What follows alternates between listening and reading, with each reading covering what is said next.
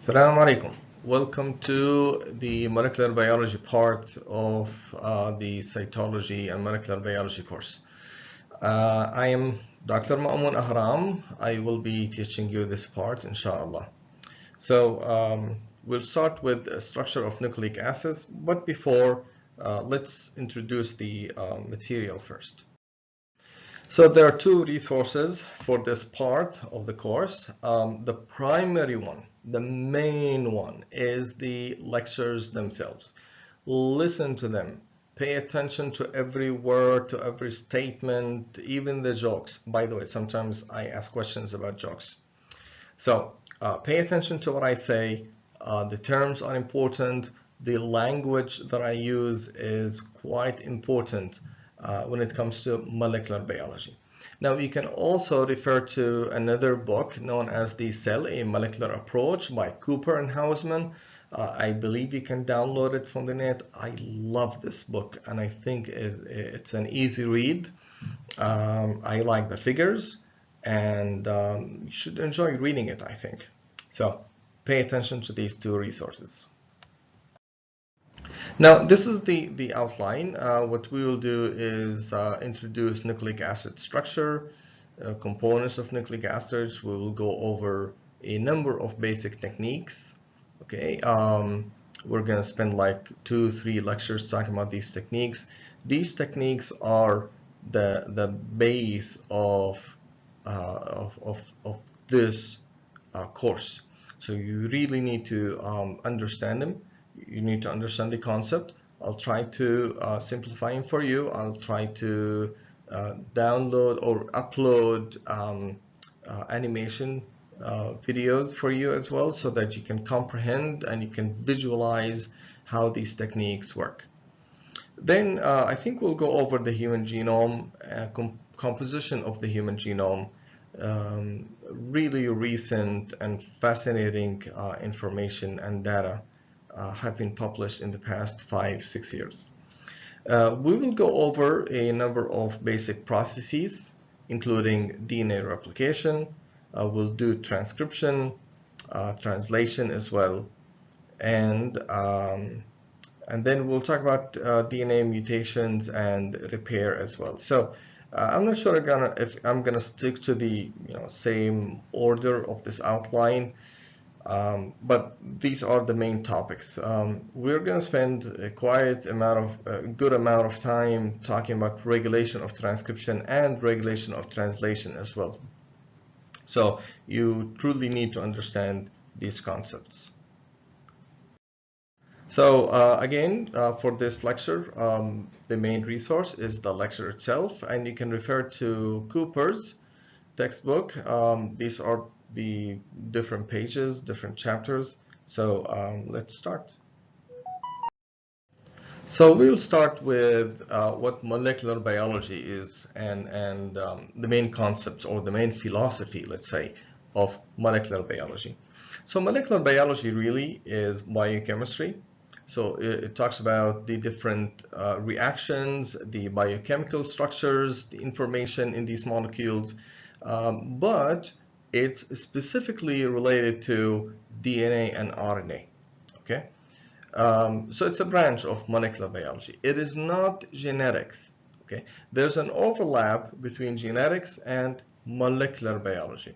Genetics deals with patterns of inheritance of phenotypes and genotypes, or the genetic material and the physical appearance and characteristics of individuals. It deals with inheritance, it deals with heredity, it deals with chromosomal structures rather than small molecules like DNA and RNA. Okay, so molecular biology deals with biochemical reactions that take place in DNA and RNA. Now, there's something known as the central dogma of molecular biology, and the central dogma of molecular biology is basically the following. You have a DNA molecule, and this DNA molecule is the genetic material of cells or organisms. And this DNA molecule is used to make an RNA molecule. And this is done via a process known as transcription. Okay. Now, and it's catalyzed by an enzyme known as RNA polymerase. Now, RNA is then used to synthesize proteins in a process known as translation, and this involves ribosomes. Okay, and DNA can make a copy of itself via a process known as replication. So, and it's catalyzed by DNA polymerase. So this is really the central dogma of molecular biology, which is basically DNA is used to make RNA and RNA is used to make proteins. That's it. Now, of course, things have become more complex, okay? For example, you can make DNA out of RNA. You can make RNA out of RNA, and so on. So things are getting more complex as we understand more and more of how nature functions and works. So in this course, we'll talk about these processes. As I said, we'll talk about the structures of DNA and RNA. We'll talk about the transcription and translation. We'll talk about replication as well, that is making DNA out of DNA. Okay. Now, we'll also talk about the organization of our DNA. We'll talk about mutations and repair. We'll talk about the different types of RNA molecules. Okay. We'll talk about techniques that involve replication and transcription throughout this course. But central dogma of molecular biology is DNA is used to make RNA, RNA is used to make proteins, and DNA can be used to make another copy of DNA. Okay? Now, what are nucleic acids? There are two types of nucleic acids. One, you have DNA, which is the abbreviation for deoxy ribonucleic acid. Okay? And you have RNA, and RNA stands for ribonucleic acid. So we'll go over the differences between DNA and RNA molecules. So basically, the primary structure of a DNA molecule or a nucleic acid is basically you have nucleotides. So these are known as monomers, okay? And they are connected to each other to form this large polymer, DNA polymer in this case, okay? So what a polymer is basically it's a molecule that is made of repetitive units. In this case, it's nucleotides. Okay. Now, these are organized in a larger structure known as chromosomes. Now, what are nucleotides? So a nucleotide is a molecule that is made of three components. You have a sugar molecule, and it is linked to a nitrogenous base on one carbon, and on a different carbon it's linked to a phosphate. This whole structure is known as a nucleotide. Now let's talk about the sugar molecule now. The sugar molecule is a 5-carbon sugar, so it is a pentose. Penta means 5, so it's a pentose. Now specifically for DNA and RNA, it's either a ribose, so this is the specific name of the pentose, like glucose for example. So it's a ribose, or it can be a deoxy ribose. For RNA, it is a ribose, ribonucleic acid. For DNA, it is deoxy ribose. That's why it's known as deoxyribonucleic acid. So what do we mean by deoxy? It means that in carbon number 2 right here, you have a hydroxyl group normally for a ribose, but it is replaced by a hydrogen. So there's no more hydroxyl group, there's no more OH, it's just an H, okay, at carbon number 2. Now pay attention to the numbering of carbons. So this is carbon number 1, this is carbon number 2, 3, 4, and this is carbon number 5. Specifically, we say this is the 1' carbon, so this means prime, this signal right here. this symbol right here known as a prime. So why is it that we have to say prime? To differentiate between the groups in the ribose versus the groups in the nitrogenous bases that we will talk about in the next slide. Okay? Because right here for these bases we have carbon number 1 and 2 and 3 and so on. So if I say the 1' carbon, it means I'm talking about the carbon number 1 of the ribose sugar or the pentose sugar. Okay, so this is the ribose. Now connected to the ribose you have a nitrogenous base, and the link, the name of the bond, the biochemical bond is glycosidic bond, and you will learn more about this in the biochemistry course in the summer semester. So, and there are two types of bases, and these are known as purines and pyrimidines. So we'll talk about this in the next slide. Now to carbon number 5, we have a phosphate group that is linked to this carbon. Okay? And this phosphate group carries negative charges.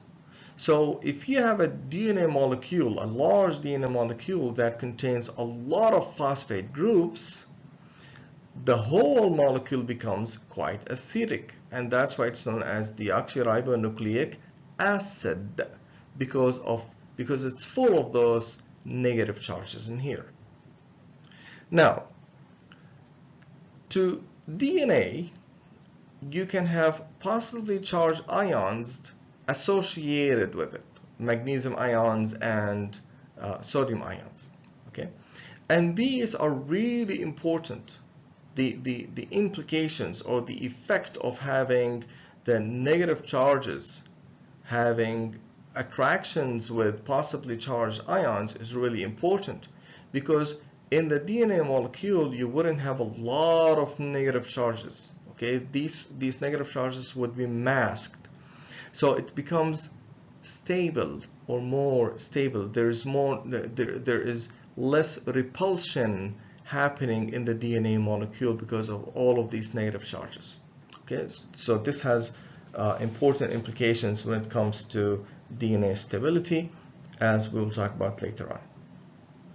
Now, you can also have associated with the DNA molecule proteins, and these proteins are also positively charged, and an example is a class of proteins known as histones.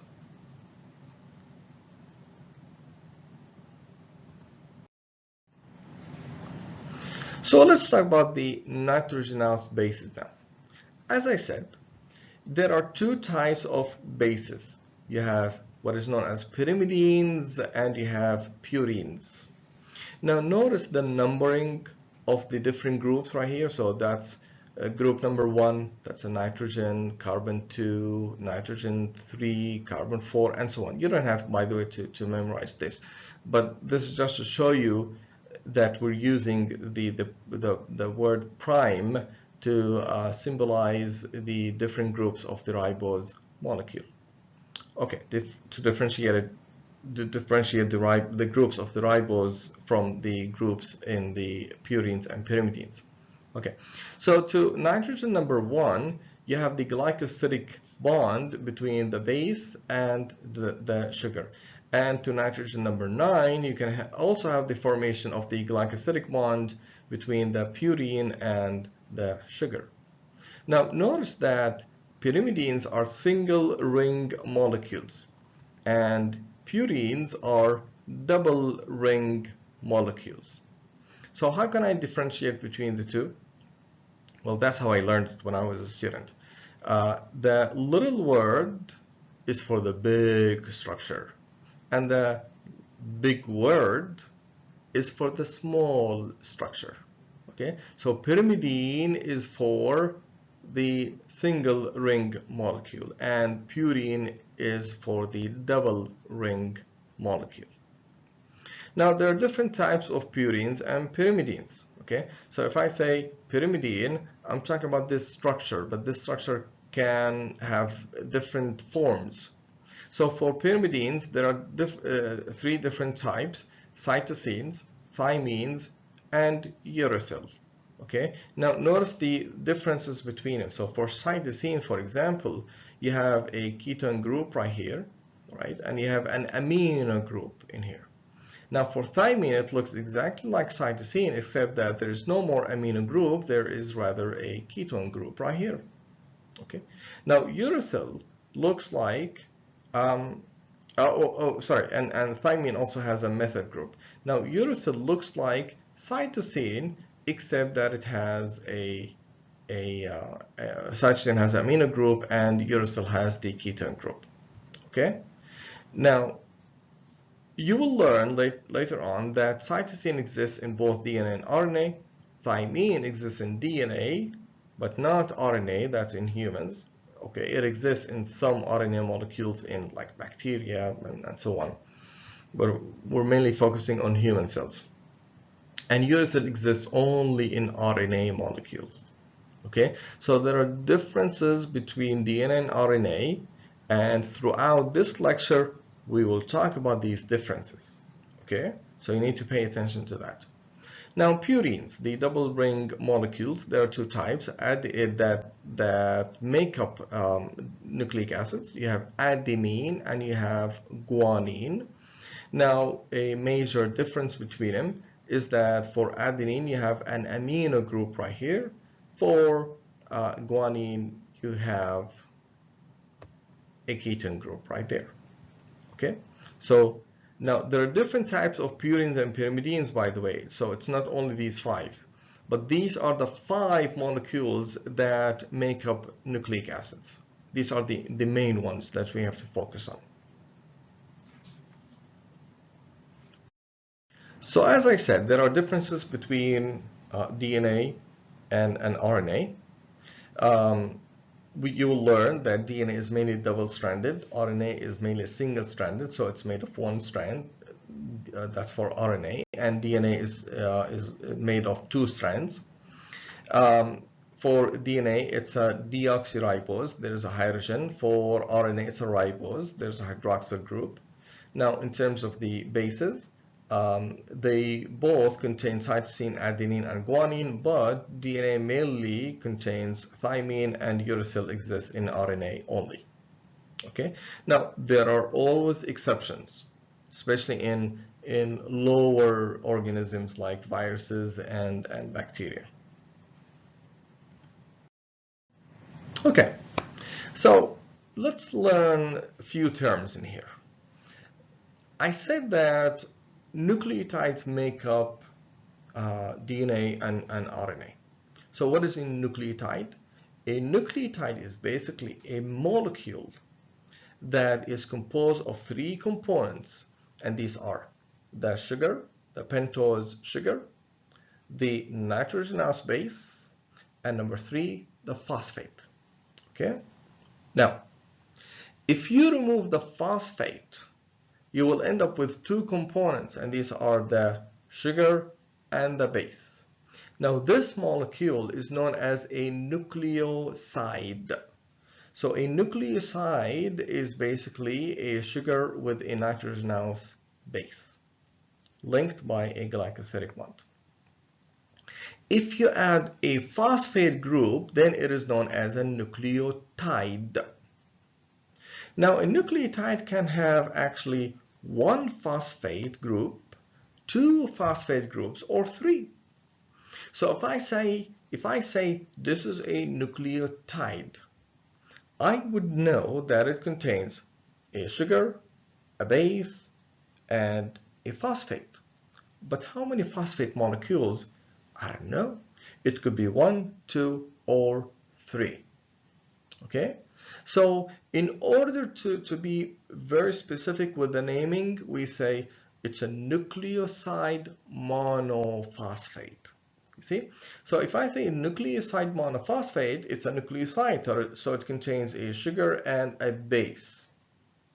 And if I say monophosphate, I know now it's a nucleotide and it has 1 phosphate group. Okay? So I can be more specific and say nucleoside diphosphate. So I know it's a nucleotide because it contains all 3 components, and specifically it has 2 phosphate groups. Similarly, I can say nucleoside triphosphate, so it contains 3 phosphate groups. Okay, so this naming is really important. So let's look at naming again. So you look at this molecule, for example, and you notice that, whoa, it contains a sugar, a base, and a phosphate group. So you know it's a nucleotide. So what nucleotide exactly? Okay, you look at the sugar. So okay, so that's number one. You look at if the 3 components exist or not. Okay, if they do, you know it's a nucleotide. So you look at the phosphate. How many phosphates? Is it 1, 2, or 3? If it is 1, you know it is a monophosphate. Okay, if it's 2, then you know it's a diphosphate. 3, triphosphate. Then you look at the sugar. And look at carbon number 2 right here. It has a hydroxyl group, right? So you know it is a ribose. It is not a deoxy ribose. This here is a deoxy ribose. Then you look at the base. Is it a purine or a pyrimidine? So you notice that it is a purine. Again, the small word for the big structure. So it's a purine. Great. Then you look at specifically what it is exactly. You notice that there's an amino group, so you know it is an adenine. Okay, great. Now, as a nucleoside, that is, if you remove the phosphate, it becomes adenosine. So adenine is the base. If it is linked to a sugar, it becomes adenosine. Okay. Now, if you add a phosphate to it, it's a nucleotide and it's only 1 phosphate, so you say it is adenosine monophosphate because you have 1 phosphate group. It is abbreviated as AMP, okay, or simply just an A. Now, if I say adenylate, adenylate means it's a simplified term for adenosine monophosphate. Okay, just say adenylate. Now, let's look at the other one right here. So again, you look at it, you say, you see that there is a sugar, a base, and a phosphate. So it's a nucleotide. Great. How many phosphates? Just 1 phosphate. So it's a monophosphate.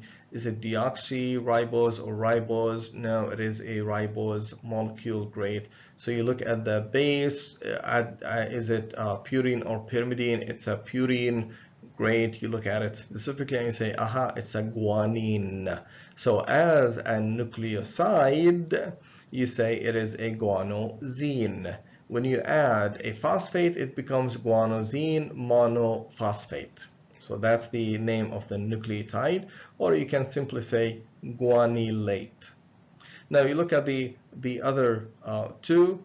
Again, same thing. It's a nucleotide, monophosphate. It's a ribose, not a deoxyribose. You look at the base. It's a pyrimidine. Specifically, it is a uracil. Okay. So it's known as uridine monophosphate or uridylate. For cytosine, if it becomes part of a nucleotide, then it becomes cytidylate or cytidine monophosphate.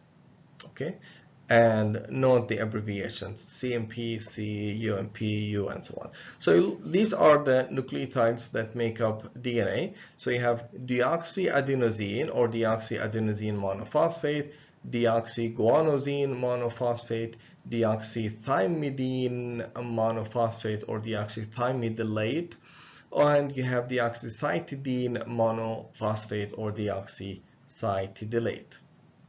Okay, again, note the abbreviations. D stands for deoxy, so DA, deoxyadenylate, and so on. Deoxy-AMP, deoxy-GMP, deoxy-TMP, deoxy-CMP. Of course, if you have 2 phosphates, for example, in here, it becomes deoxy-ADP If it contains 3 phosphates, it becomes deoxy ATP. Same thing here, ATP and ADP and so on. Okay. Now, to make up DNA and RNA molecules, you have to link the nucleotides to each other. And these nucleotides are linked to each other via a bond known as a phosphodiester bond. Okay, so right here, this is known as the phosphodiester bond. Di means 2, by the way, because right here you have two phosphoester groups, 1 and 2. So note that the link occurs between carbon number 3 with a phosphate that is linked to carbon number 5. Okay, so pay attention to that. We'll talk about this in a second. Okay, so then you can have another nucleotide that is added right here. You can have the phosphate group of the other nucleotide added to to carbon number 3 of this sugar molecule. So you can elongate, you can make the nucleic acid longer in this case, and so on. Now notice the bases. Here you have a cytosine, here you have a guanine, and so on. So this is how nucleic acids are formed. Okay, so RNA and DNA molecules are polymers. And polymers, as I said, these are molecules that are made of repeated units of monomers. So a nucleotide is a monomer. So right here you have a monomer, and it's linked to another subunit, as we call it. Okay, so unit is one, subunit means that it's part of a larger structure. So you have another subunit right here. You have a third subunit right there, and so on. And note the link, the phosphodiester bonds between the different nucleotides. Now, if I ask you, is this a DNA molecule or an RNA molecule? Now, you can tell by two things. Primarily, you look at the sugar molecule, and you look here, carbon number 2, does it have a hydroxyl group or just a hydrogen? No, it contains a hydroxyl group. Then you say, then it is an RNA molecule. The other hint is you look at the bases. Does it contain uracil? And aha, it does. It does contain uracil, so you say it is an RNA molecule. Does that mean that uracil does not exist in DNA? You know what? It does, and when it does, it's a mutation. It is something that is wrong. Okay, it doesn't happen. It shouldn't happen in DNA. So it has to be repaired. It has to be removed and replaced by something else. Okay, so here you have a nucleic acid polymer, an RNA molecule. Now note this, the numbers right here. This here is known as the 5' end or the 5' terminus. And the other end is known as a 3' end or a 3' terminus. Okay? So it is a polar molecule, meaning that it has two opposite or two different ends. So if I tell you what is the order of bases of this RNA molecule, you have to say it is adenine, cytosine, guanine, uracil. Okay, you cannot say, or you can say it's A, C, G, U. Use the abbreviations. You never ever say it is U, G, C, A. You have to start with the 5' end all the time. Why? Because whenever we want to make this RNA molecule longer, we add the nucleotide to the 3' end. We never add it to the 5' end. So this is fixed. It doesn't change. So it gets longer from the other end, and that's why we have to say it is A, C, G, U, and whatever comes next until we get to the 3' end or the 3' terminus. So these ends, 3' and 5' are really important, okay, as a terminology. So let's look at this molecule right here, this polymer right here. Again, repeated units of nucleotides. So you look at the sugar, it's a deoxy sugar. So you know it is a DNA molecule.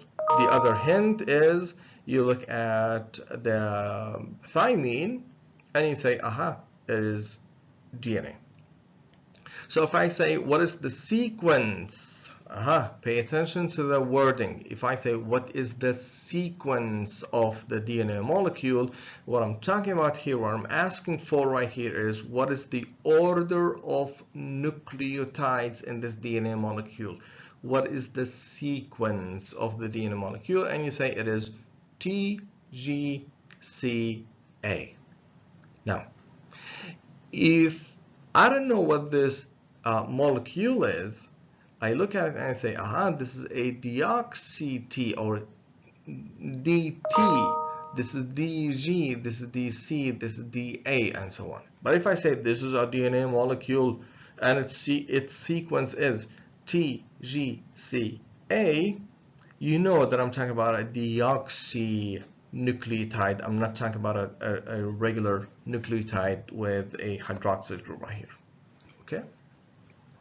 Now, so that's the sequence of the DNA. Same thing, you have 5' end and you have the 3' end, and you start reading the nucleotides from the 5' end, TGCA, because whenever we want to make this DNA molecule longer, we add the nucleotides to the 3' end. So this is fixed, it doesn't change, but the 3' end becomes different. Okay.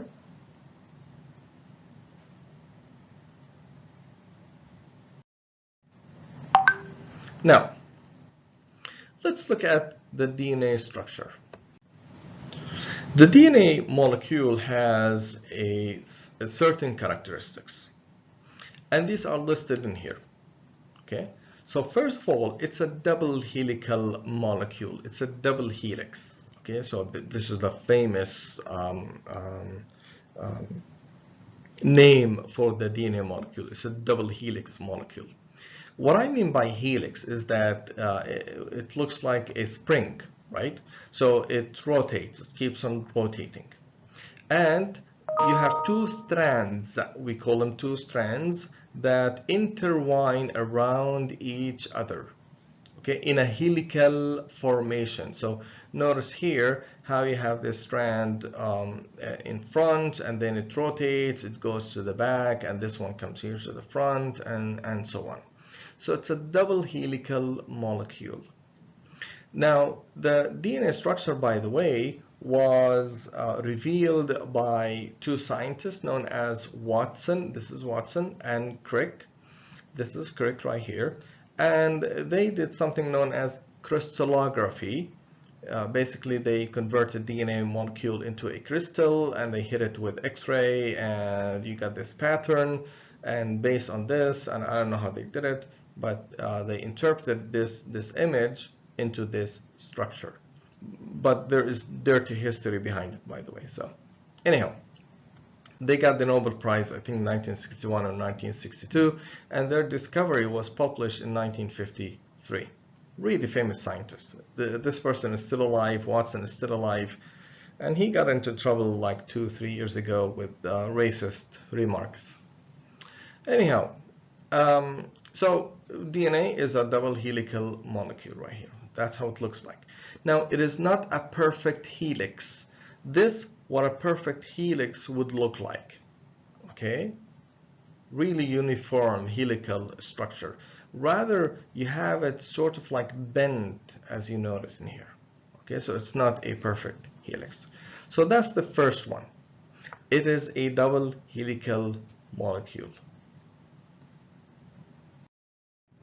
Now, there's a scientist known as Chargaff, I think he was Russian, and he noticed in the 1940s something that is really interesting about DNA molecules, and that is the number of A's is always equal to the number of T's, okay, as nucleotides, okay?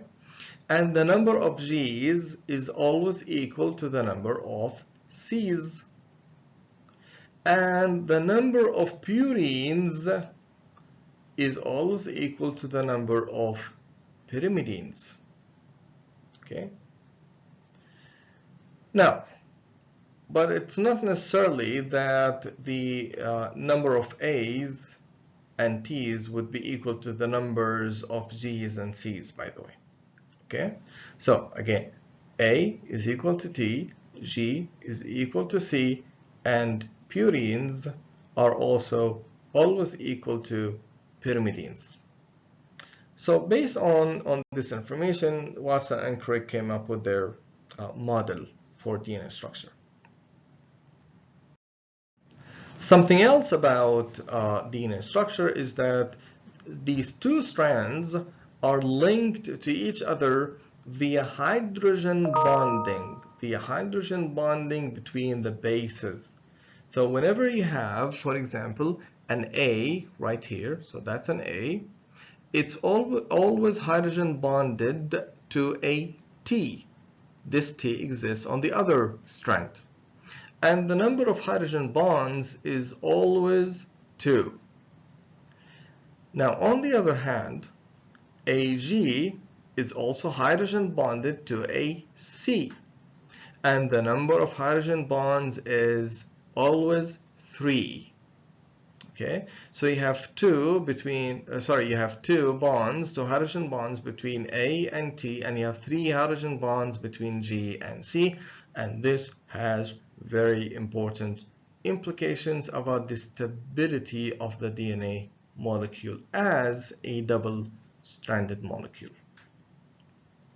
Now, you don't have to memorize the pattern of bonding, by the way, or or how these bonds are formed between the different molecules. Okay. Now, as a result, we say that DNA is complementary, meaning that the bases complement each other, so that whenever you have a C, you have a G, okay, and whenever you have an A, you have a T. And the number of hydrogen bonds, note, the number of hydrogen bonds between C and G is 3, between A and T is 2. Great. So we say that the DNA molecule is a complement. The two strands are complementary to each other. They complete each other. Whenever you have a C, you have a G. Whenever you have an A, you have a T. Whenever you have a T on one strand, you have an A on the opposite strand. Whenever you have a G on one strand, you have a C on the other strand, and so on. So that's another characteristic of DNA. Another one is that if you look at the structure, by the way, there is what we say a backbone, and we have side chains. So the backbone basically is the straight line of phosphate, sugar, phosphate, sugar, phosphate, sugar. This is the backbone. Now the side chains are the bases themselves. Okay, they extend almost perpendicular to the backbone. Okay, so this is an important concept, by the way, in organic chemistry and in biochemistry as a whole.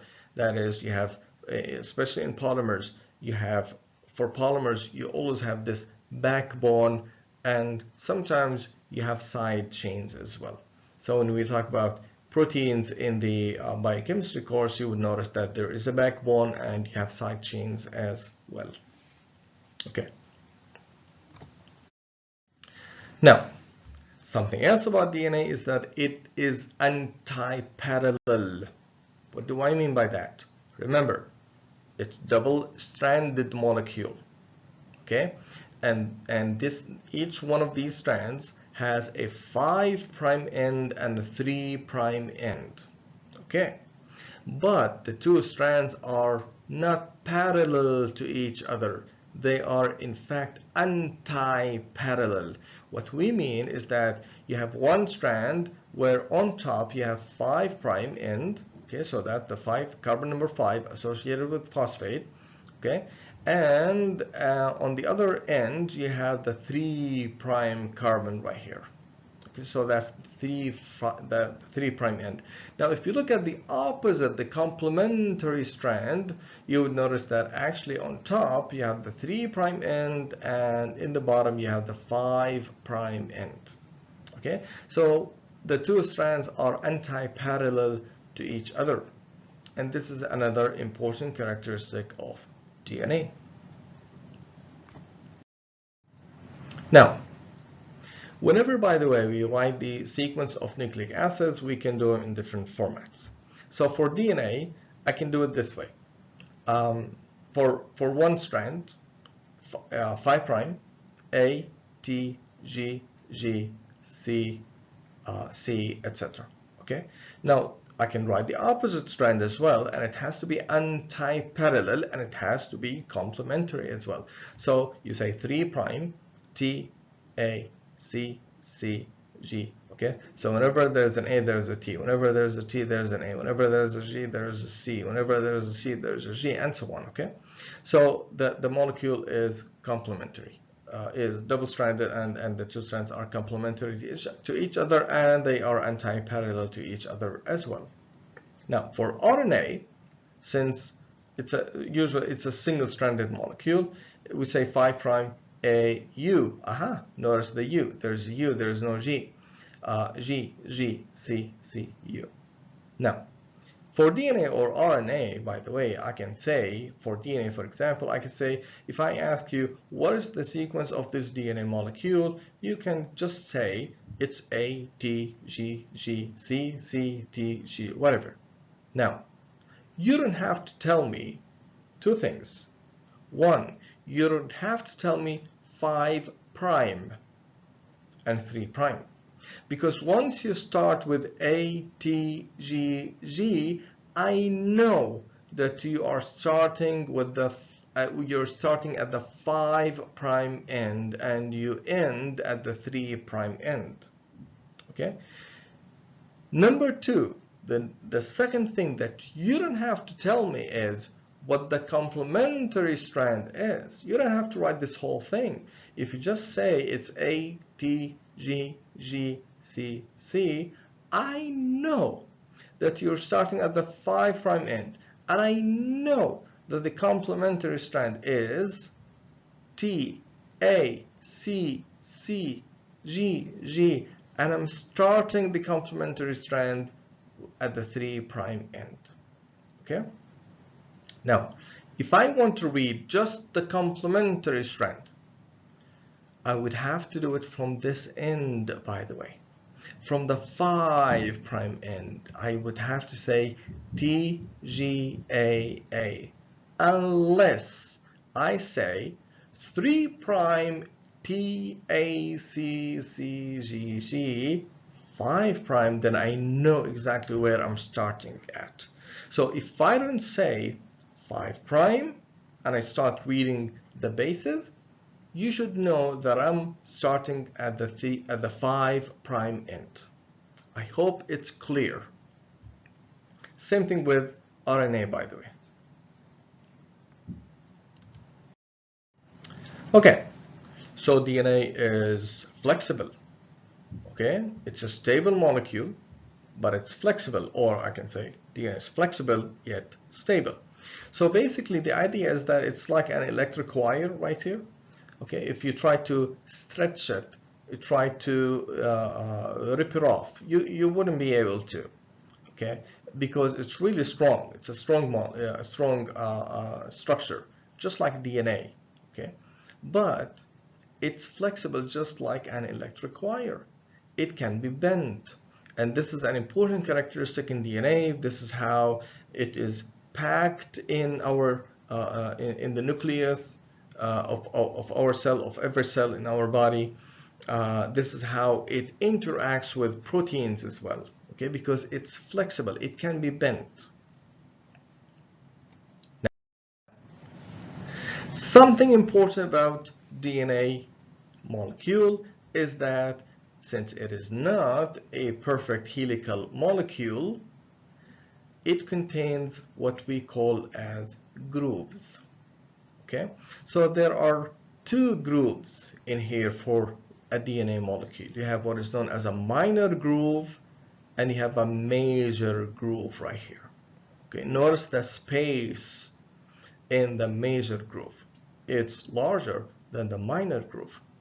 Now, and they alternate. So you have a minor groove, major groove, minor groove, major groove, minor groove, major groove, and so on.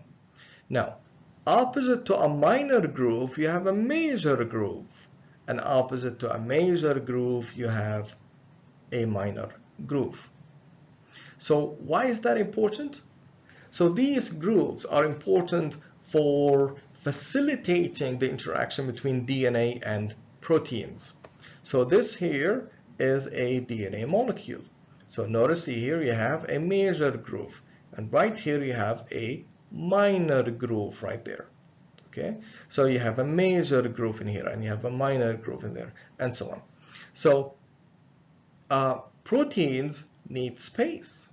So what happens is that proteins can insert themselves within the major groove, and the amino acids of proteins can interact with the exposed groups of the nucleotides. Okay?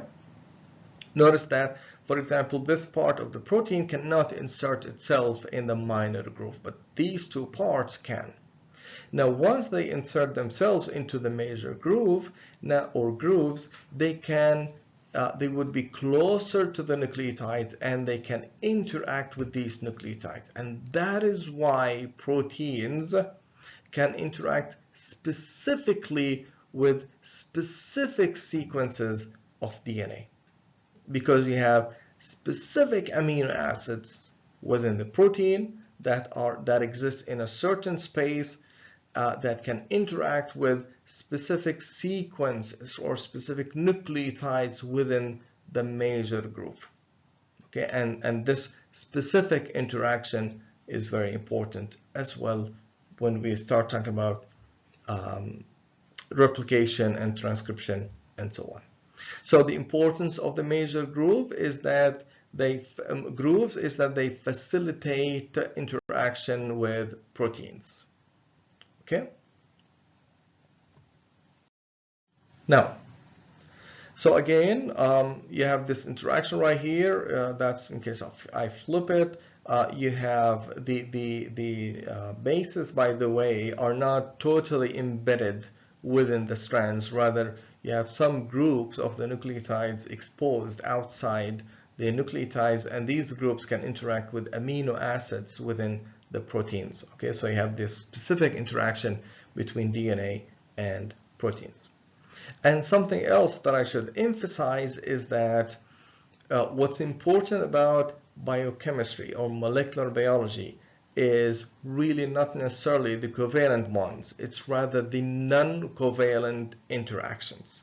Okay, so whenever we're going to talk about different processes, molecular processes that take place in our cells, or different reactions that happen in our cells, they are mainly specified by non-covalent interactions. And here we're talking about 4 types of interactions. We're talking about hydrogen bonds, electrostatic interactions, hydrophobic interactions, and finally van der Waals interactions, or London dispersion interactions or forces. Okay.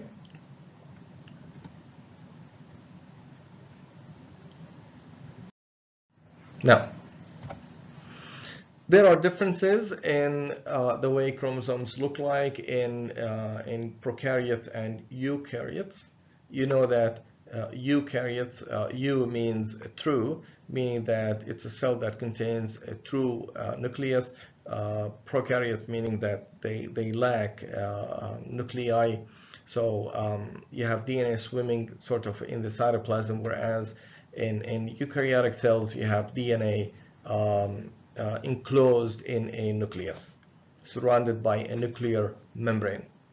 Now, this is one difference. Another difference is that in prokaryotic cells, in general, you have DNA organized as a single chromosomal molecule that is round or circular chromosome, whereas for eukaryotic cells, cells contain multiple chromosomes, and these chromosomes are linear rather than circular. So in human cells, we have our chromosomes, our DNA organized as chromosomes, and these chromosomes are linear and they are enclosed inside nuclei. Okay. Now, the thing is, how is DNA organized in eukaryotic cells? Because if you look at the DNA molecule in a single cell, it's about 2 meters long. So it's really large, okay, 2 meters long. And you have to pack it in this small rounded structure known as the nuclei. Okay, so it's almost like taking a rope from right here, from the University of Jordan, all the way to the airport. So we're talking about 35 kilometers. And you have to wrap it and pack it and put it inside a yellow tennis ball. It's quite amazing. How can you pack this large molecule into this small structure? Now, something else. If you take all of the DNA molecules of an adult individual, just like we're talking about one single individual, you take all the DNA molecules in all of his cells or her cells, and you tie them to each other, you would go to the sun and come back like 500 times, something like that, just from one single individual. Quite amazing. So here what I'm talking about is how can we pack this DNA molecule into this small structure? This takes place via proteins known as histones. So what happens here is that the DNA molecule is wrapped around histones, and then these histones get packed together, okay, into a really compact structure, okay, known as the chromosome. Now, whenever you have a combination of DNA and proteins, like histones, for example, you have a structure that is known as chromatin. So right here in yellow, you have the DNA molecule, and it is wrapped around this blue structure, okay, or known as histones. Okay, now this here is known as a chromatin molecule. So the basic structure of a chromatin molecule is known as a nucleosome. So, okay, so what is a nucleosome now? Okay, so the idea is the following.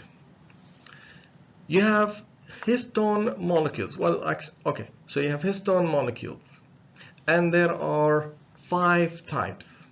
Right here, I'm showing just 4. So you have 4 types in here. And these are known as histone 2A, histone 2B, histone 3, histone 4. So there are 4 types of histone molecules, and there are duplicates of each. So you have 2 of histone 2A, 2 of histone 2B, 2 of histone 3, and 2 of histone 4. They form an octameric molecule. Octa means 8.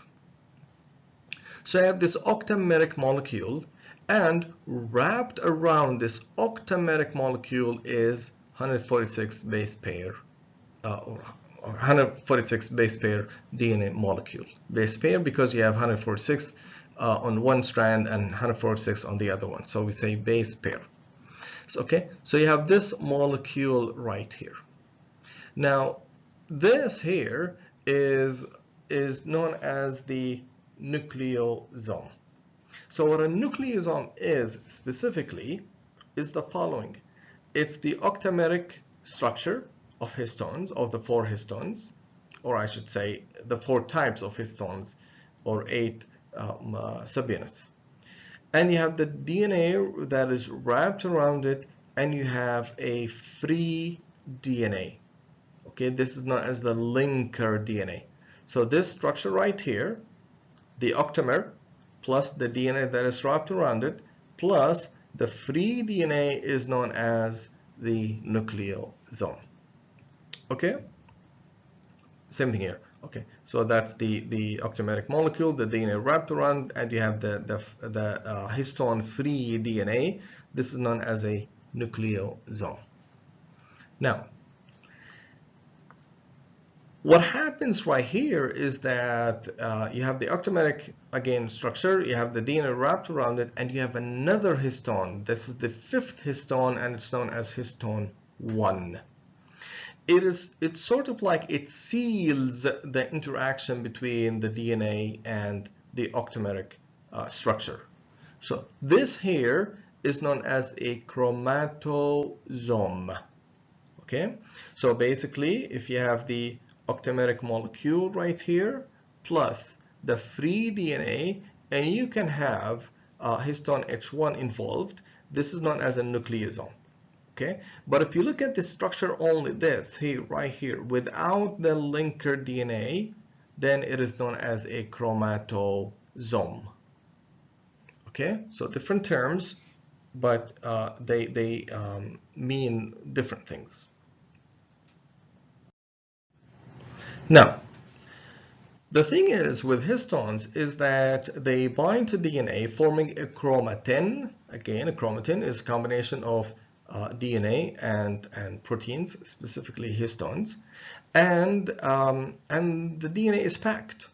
Okay, so it keeps on coiling, and it keeps on looping, and so on, forming a structure, a compact structure of DNA.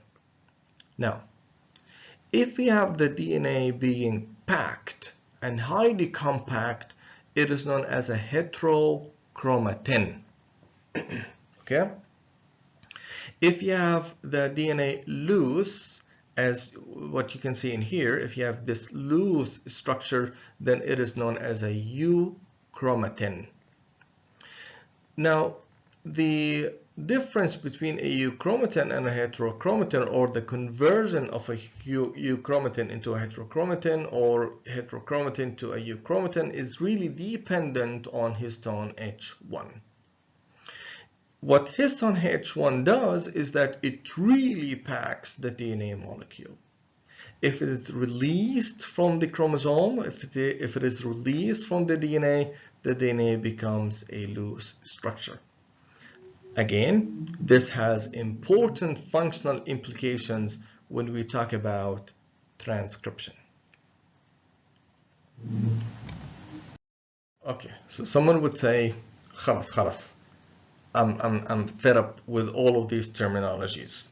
So what is DNA? What is chromosome? What is chromatin? How about chromatid? What's a gene? We'll talk about gene later on. Okay, I know a lot of terms, but let's look at it this way. So chrom, by the way, means color. Okay, zome means object or body. If I say chromosome, I'm talking about a colored body.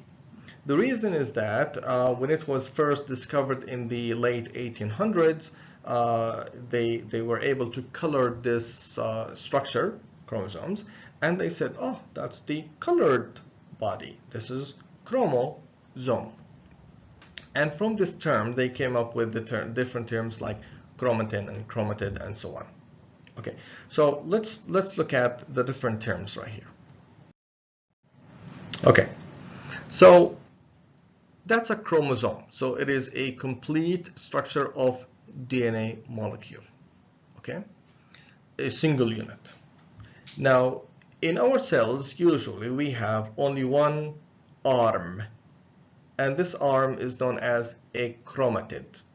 Now, when cells want to undergo meiosis, they duplicate this arm into another arm, and it's known as a sister chromatid. So one arm is known as a chromatid, and you have another arm, and it's known as a chromatid, or specifically sister chromatid. Whether it is just one chromatid or having a sister chromatid associated with it, it's known as a chromosome. Okay. Now, if you look at this, if you look at the chromosome structure and you zoom in, you would find that it is basically a complex of two things, DNA and protein.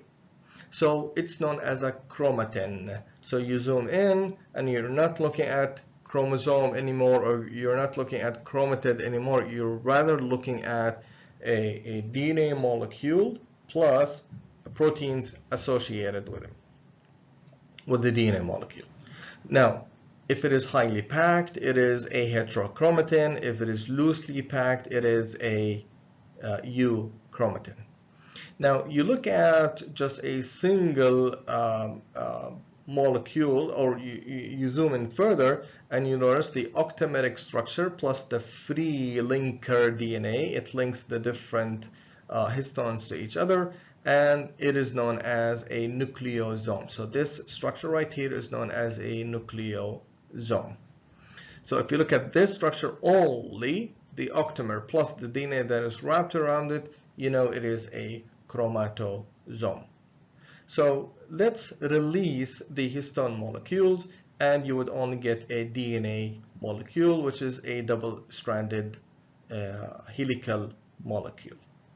Zoom in further, and you will notice that each one of these strands is mainly composed of nucleotides. Okay, and these are the T, A, C, T, G, whatever, and they are and the two of them are complementary to each other, and they are anti-parallel. Okay, now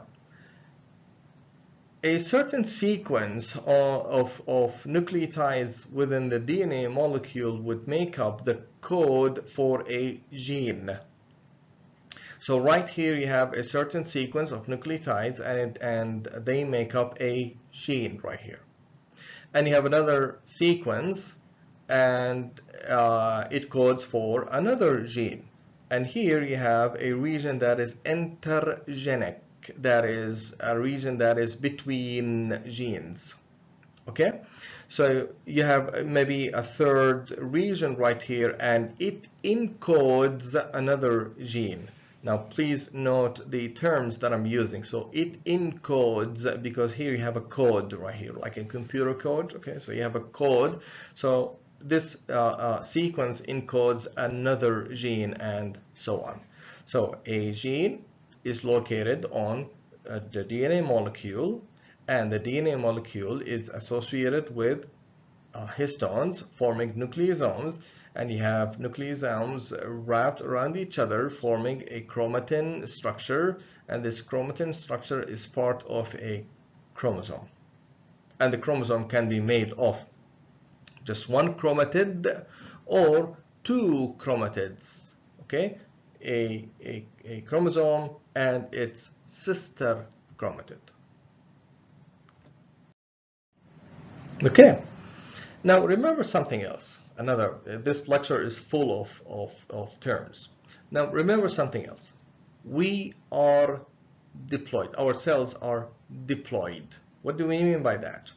It means that if you have a cell that has only one chromosome, it means we say it's a haploid.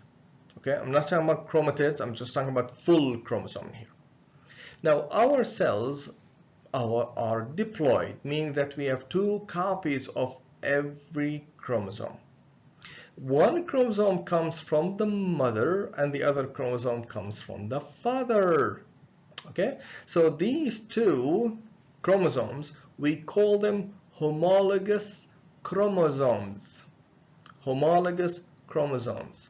Now, if I have this as an X structure, okay, if I have this as an X structure, it means it is just, again, it's same thing. It's a haploid, but it's composed of two chromatids, okay, sister chromatids. Now, so these two are homologous chromosomes, like chromosome 1 from chromosome 1. You have one coming from the father and you have the other coming from the mother, and so on. So you have chromosome 2. You can also have it diploid. Two copies of chromosome 2, one from the father, the other from the mother, and so on. And this takes place, by the way, in meiosis, right? So you have two homologous chromosomes, and in meiosis what happens is that each one of them would go into a different cell. So here you have a haploid cell. This is a diploid cell. Okay, now this is also a haploid cell, just like this one, except that here you have the chromosomes formed made of sister chromatids, but here you have chromosomes made of just single chromatids. I hope that it's clear now. Okay, so finally we'll talk about, briefly we'll talk about RNA molecules. So RNA molecules, basically they consist of long, again, unbranched, there are no branches, just single strand, chain of nucleotides joined by phosphodiester bonds, just like DNA molecules, between the 3' end of the hydroxyl group of 1 pentose and the 5' phosphate group of the next. Now the pentose is a ribose, not a deoxy ribose. The pyrimidine bases include uracil and cytosine, not thymine, just like DNA. Now, usually in our cells, RNA is known is a single-stranded molecule. Okay, DNA is double-stranded. Okay, there are always exceptions, all the time. Now, the thing about DNA is that it has a specific double helical structure, right? But for RNA, it does not. It's a single strand, and it can form different structures, by the way. And within these structures, you can have the formation of hydrogen bonds. When can you have this within an RNA molecule? Whenever you have the bases complementary to each other. Yes, they can form, they can loop around, and they can form hydrogen bonds among themselves. Okay, so different RNA molecules can have different three-dimensional structures. So RNA is different than DNA in that regard. Now, you've probably learned that there are 3 types of RNA molecules, and these are the messenger RNA, which is not written here in this table, amazingly. And you have tRNA or transfer RNA, and you have the ribosomal RNA. So these are the classical RNA molecules. But scientists have discovered a large number of different RNA molecules of different structures and different sequences, and they have specific structures. The ones that I marked here with a star are the ones that we will talk about in this course. So tRNA and RNA molecules are involved in translation, messenger RNA translation. Now, microRNA molecules, or miRNA molecules, are involved in post-transcriptional gene expression. So we'll talk about these later on. You have short interfering RNA, or RNA. They are involved in RNA interference.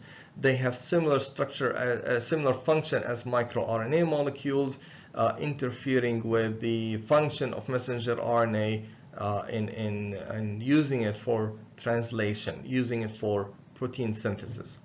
And we have what is known as long non-coding RNA molecules, and these are involved in regulation of gene expression.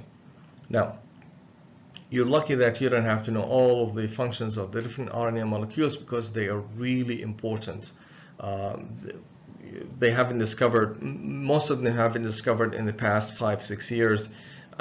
So we don't know much about what they do exactly, but they do a lot of important things. Okay, so I know it's a long lecture, a lot of terminologies. Pay attention to the wordings that I said and the terms, the definitions of the different terms. We will meet and discuss this lecture later on. Allah ma'akum.